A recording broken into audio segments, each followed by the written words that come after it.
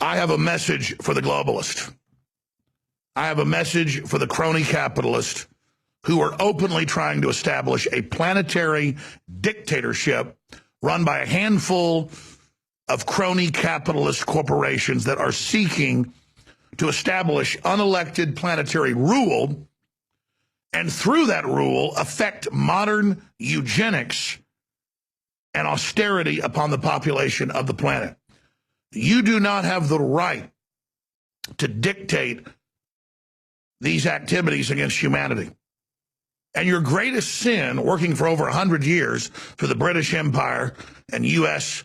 corporate combines, is the social distortion and the dumbing down of the public that you revel in, that you brag about in your own white papers and publications. Your greatest strength was that your plan was so bold, so massive, and so evil. Your greatest weakness was for the exact same reason. You were counting on using corporate-controlled media to deny the establishment of the TPP, the IMF, the World Bank, NAFTA, GATT, and other systems that were going to transfer power and productivity out of the West into third world hellholes you controlled. You really believed you could establish planetary regimes and that the information wouldn't come out.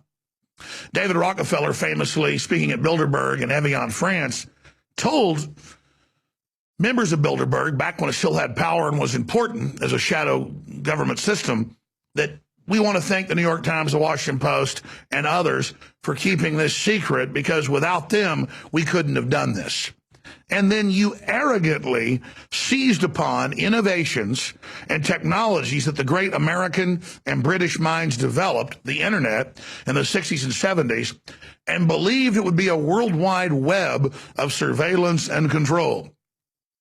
And yes, it gave you great powers of predicting mass movements and great powers of surveillance, but it also allowed the people to communicate freely. And thank God you were so arrogant, because over the decades, as Infowars and Drudge and other organizations grew, you were so arrogant, you believed you'd always have superiority through your dinosaur legacy media like NBC, ABC, CBS, Fox, and others. Now, no one trusts you. You have the mark of failure upon your head, and everyone is running away from anything and everything you push. How foolish of you to not study history. How foolish of you to count on technology to overpower the human drive of innovation and success. How foolish of you to believe you could use the power and the might and the strength and the ingenuity of our great republic to empower your anti-American world government. When our republic was born out of struggle and true innovation and true competition, and your system was born out of robber barons' silver spoons and attempts to establish planetary monopolies, something that royalty and other oligarchs have always dreamed of and always failed. Your attempts to kill innovation sows the very seeds of what you're now seeing happening. Just look at the facts for yourself. All 5 of the special elections run against Trump candidates have failed, despite the media putting in every dirty trick they had and the Democrats spending record amounts of money. Internationally, sovereignty movements, nationalist movements are exploding. The public is becoming aware of the technocracy, the illegal spying, the GMO, all of it. Humanity's survival instinct that you fought so hard to suppress is triggering again and coming back to life. And to watch this fiery phoenix rise from the ashes is something awesome to behold. If you continue your prosecution against humanity, if you continue to try to murder our Caesar, that is the American Republic, Mark Antony will rise from that crisis that will make you beg for death.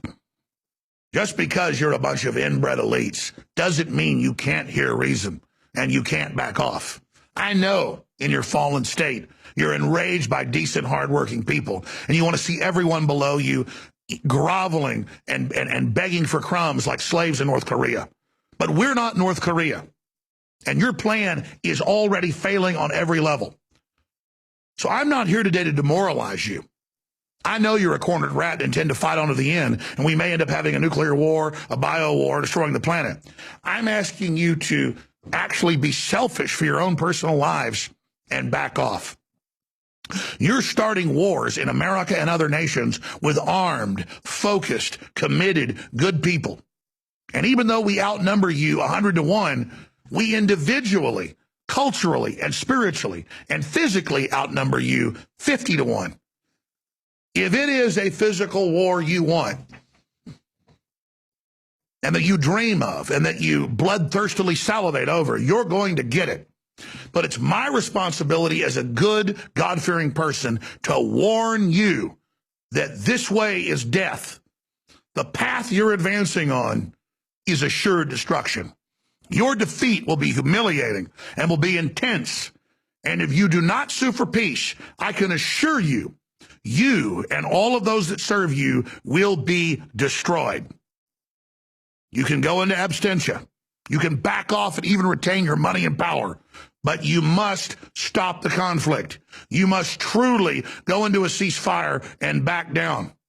If you don't, just as the sun came up this morning and will set this evening, you and your entire folk will be destroyed. I'm Alex Jones, and this is a warning from humanity, a warning from the ghost of the founding of our republic to you and your kindred spirits. If any of you have any soul left, you know it's now time to turn back. You are sowing the wind and are about to reap the whirlwind. Accept prosperity. Accept humanity's destiny. Believe in humanity. See the beauty in nature and in God and in yourself. And stop worshiping at the dark altar of Lucifer, and you will truly be enlightened.